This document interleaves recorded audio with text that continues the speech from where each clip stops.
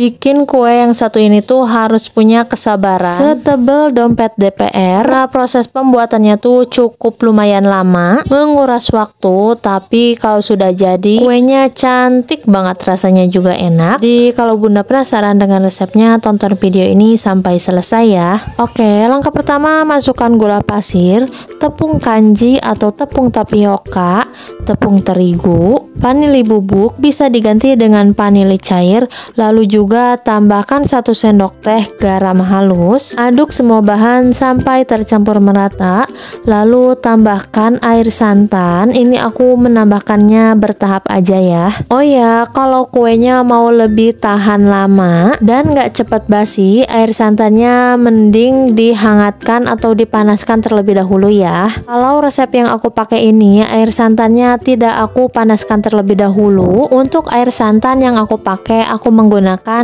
santan instan lalu ditambahkan air putih. Nah, kalau semua bahan sudah tercampur merata, gulanya juga sudah larut, lalu akan aku bagi menjadi 3 bagian. Untuk wadah pertama, aku tambahkan pasta makanan warna coklat. Wadah kedua, aku tambahkan pasta makanan warna mocha.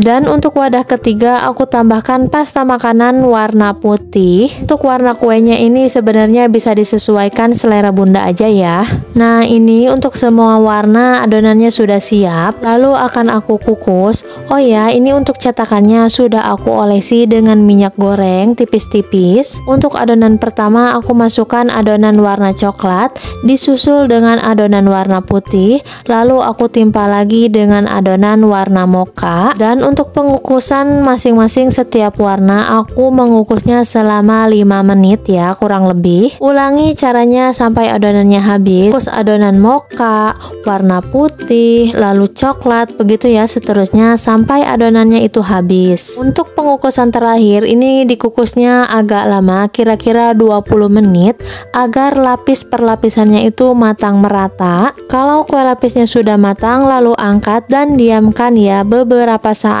Nah, ini kue lapisnya sudah matang, sudah aku diamkan juga kira-kira selama 3 jam. Karena kalau masih panas, adonan dibuka atau dituangkan nanti hasilnya akan agak lembek ya. Nah, kalau punya aku ini sudah aku diamkan selama 3 jam, adonannya sudah ngeset, sudah dingin. Jadi kalau dikeluarkan dari loyangnya itu juga mudah, cukup ditekan, lalu pinggirannya dipencet-pencet seperti yang ada di dalam video ya. Tuh, mudah banget kan mengeluarkan kue dari loyangnya.